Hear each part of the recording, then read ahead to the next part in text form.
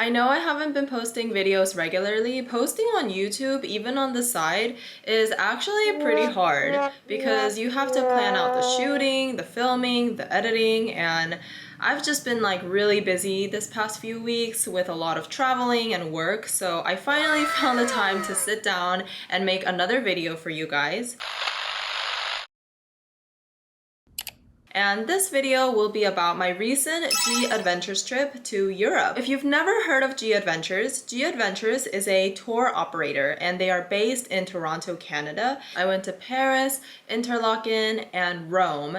And those three places were kind of like my top 3 lists for where I wanted to travel in Europe. And I did all of this in just 7 days. How did I travel to these 3 countries in 7 days? Like, it seems kind of like a nightmare, right? In terms of planning out your itineraries, your flights to and from each city, it can be a lot of planning. So the thing about G Adventures is that you pay for the package trip and they take care of all of your accommodations and to and from each city. And they also have pretty detailed itineraries, so you don't really have to do a lot of the planning. Sometimes planning a trip can also be really stressful, and G Adventures, they take care of that for you, which is really, really nice. Just one thing is you will have to pay for your own flights. So you pay for the G Adventures package trip, plus your own flights, and you're pretty much set. You're ready to go. I'm gonna talk about some of the pros and some of the cons, or things that I didn't really know, some things that you should consider before you book a G Adventures trip. Some of the pros of G Adventures is the thing that I've already mentioned before, is that number 1, your itinerary is kind of taken care of for you. They have a very detailed outline on their website of what they are likely to do every single day of the trip. So in my Paris to Rome trip, if you go to the website and click on, let me see. So I'm going to the G Adventures website. Oh yeah, so you click on the full itinerary and they give you a pretty detailed outline of what to expect in every single day for the 7 days. So it says like day 1, Paris, arrive at any time. You'll have your welcome meeting, you meet your CEO. So they call your tour guide CEO. It's short for Chief Experience Officer. And it's just like fun, you know, you can arrive at the city at any time. You just have to be there for dinner. And you go out with them, and that's basically like the first day. And they also tell you where you'll be staying for your accommodation. And then, you know, so forth, like day 2, day 3, day 4, blah, blah, blah, blah, blah. Every G Adventures tour, if you click on the full itinerary, it should give you at least a basic outline of what you should expect on every single day of your tour, which I think is really nice. Your tour also depends a lot on your tour guide or your CEO, your Chief Experience Officer. So my Chief Experience Officer was this wonderful Italian woman, and her name was Barbara, and she was just like really, really fun. She had high energy, and I feel like she really made the trip like super, super fun. And since she was from Italy, she was fluent in Italian, English.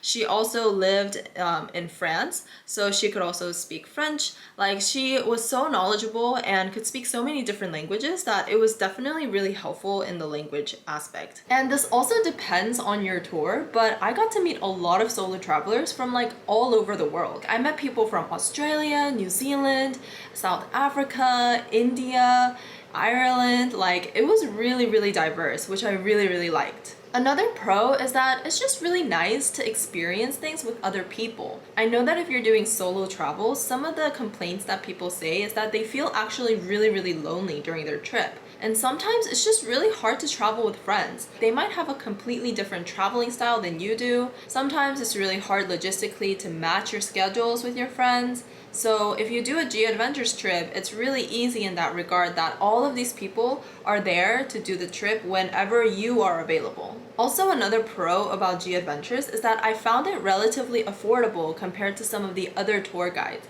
I did my research before I chose this specific tour, and there are a lot of other tour guides, like I've heard of EF Ultimate Break and also Kentucky, but I feel like G Adventures just kind of fit my budget. which I will also be talking about in my next video on how much money I spent in my trip. And now I'm going to talk about some of the cons. One of the things that I liked about my tour was that the itinerary was pretty flexible, but that also means that if you have something that you must do or you must see in that city, then it's kind of up to you to book it in advance. And I didn't really know that. It is something that you want to keep in mind if you book a tour with G Adventures and you see that the itinerary is pretty flexible. Your tour guide or your CEO can help you find information on how to book those things, but just keep that in mind if there is something that you absolutely must do in each city. Another con was when we were traveling from Switzerland to Italy, it took us almost 10 hours to get there, and I feel like this was like really tiring and kind of unnecessary. We took a bus and 2 separate trains to get there. We have such limited time in the entire trip that I don't want to be on public transportation for 10 hours to get from one city to the next. So that was just like one of the cons of my specific trip. The tour operators take care of it for you, but it might not be the most efficient way to get from point A to point B. So I would really look into the full itinerary and read how long it's gonna take from to and from each city.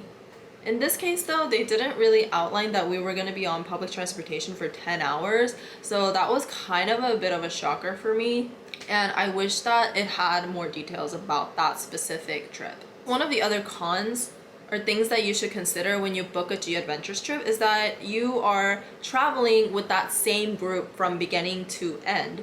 So you have to be more open-minded and flexible with the people that you meet. But this goes for just traveling in general. You can't always be 100% comfortable. Traveling does come with its discomforts, and through this, hopefully you'll learn a lot about yourself and how you interact with other people as well. Just another thing that I wish that they would improve on is that they don't really do a whole lot of communication with you before you actually do your trip. So they will send you like the emails like before your trip and make sure that you have everything ready to go. There is a G Adventures app where you can chat with other people, but people don't really use this feature a lot, so that was just one of the cons that I thought of the trip as well. But this is also to protect your CEO from overworking or working way too much before they actually start the trip with you. And here are some things that you should consider if you are thinking to buy a G Adventures trip. One thing is that they do make you pay for your own travel insurance, and there's a lot of companies that do this, so like a simple Google search will help you find out which travel insurance best fits your needs. I used the company John Hancock and paid about $50 to $60 for this. And it wasn't that big of a deal, but it is something that the G Adventures trip will make you do. Number 2, they encourage you to tip your tour guide. So make sure you have at least some extra cash so that you can thank them for the trip. So thanks again for watching this video, and I hope that it was helpful in helping you decide whether you want to also book a G Adventures trip for your next travels. In my next video, I'll talk about how much this Europe trip cost me in total, so stick around for that. Bye!